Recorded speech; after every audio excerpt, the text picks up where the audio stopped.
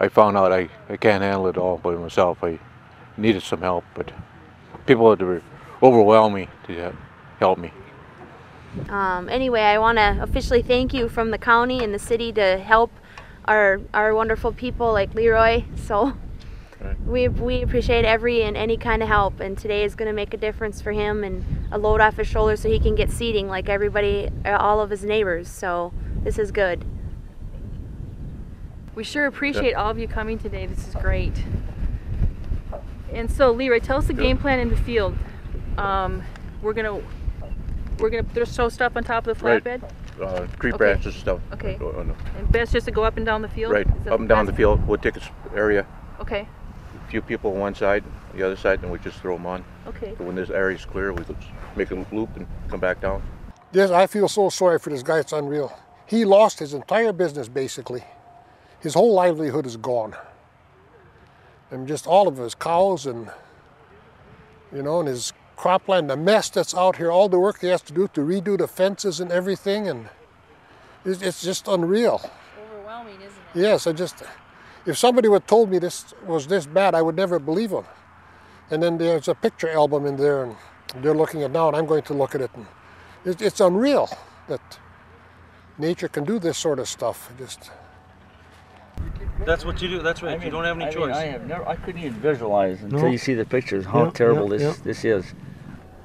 Well, I tell you what, when you see these, then you feel really good about coming out here and helping this guy out. Oh, I told Warren earlier, this is an excellent case to help. Wow. This guy needs it so bad. Yeah. We're on the road to recovery by all means, but we got a long road ahead of us for rebuild. So we want to help take care of these people so they don't feel like giving up, you know. So what are we doing here exactly?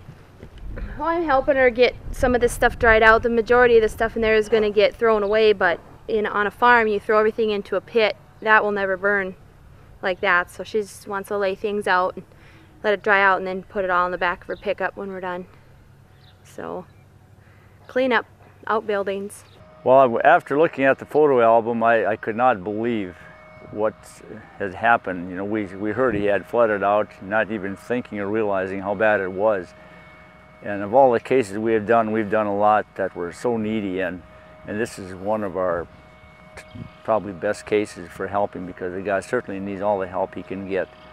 And I sure hope that what we do will just make his life a little easier. It's hard to explain, but it was really stressful.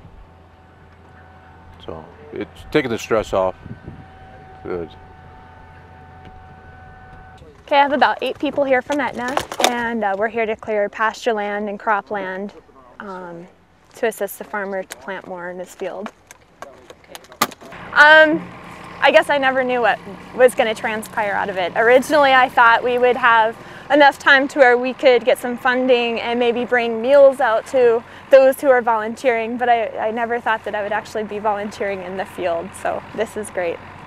When I originally received the call from Pam, this is regarding Leroy Materi, and his field was flooded and lost over 50% of his cattle, and with that being said, to help him come and to be able to plant more and clear the field so he can have more of a cash crop or additional income for his livelihood, this is incredible to be part of, to volunteer for someone who needs it. It takes a long time to pick those branches up and stuff and clears the fields. Because in '97 we had a similar situation, but it took me 2 years to get it all cleaned up, all the tree branches and stuff, and fences fixed, but hope it doesn't take that long this year. But you brought your four-wheeler down? I brought the four-wheeler down, and trailer, of course, and I'm just helping out today. And I used to be a farmer half my life, my younger years, so I figured they would do the same for me, so I figured I'd come out and help out today. There wasn't bad luck, you wouldn't have any, and it's been pretty tough for him out here. He's got lost a lot of fences, and I seen it put a lot of new fences up already, and it's a cattle situation, and the crops are all covered with debris. So Chem Electric, it's a cooperative, and cooperative is people helping people is what the cooperative is all about. You know, everybody helps and is involved in a cooperative. So I guess that's why the board of directors at Chem decided to sponsor farm rescue and help out, because it's the neighbors at the end of the line that need the help normally, and that's who we supply power to. So I'd encourage most business to help support farm rescue, to help the people that have a hardship or anything. So it's a really good cause. Yeah, I've been moving some stuff out of the fence line and the corral so they could get their gates closed. A lot of the logs and debris had been pushed up against their gates, and they couldn't get to most of their cattling operations. So Farm Rescue is a great organization. I'm just happy that I could finally help out on one of their projects. Yeah, Basin is really interested from both at Basin Electric, as Basin Electric, and also local co-ops. It's a lot about volunteering and giving back to the community.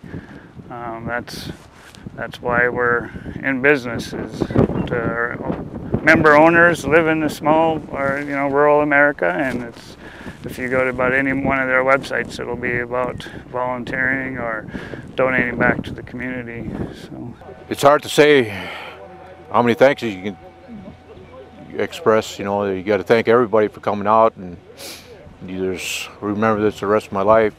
And I hope that other people would do the same thing. It's just great what they're doing. I didn't realize how much the farm rescue does for people, but they're great.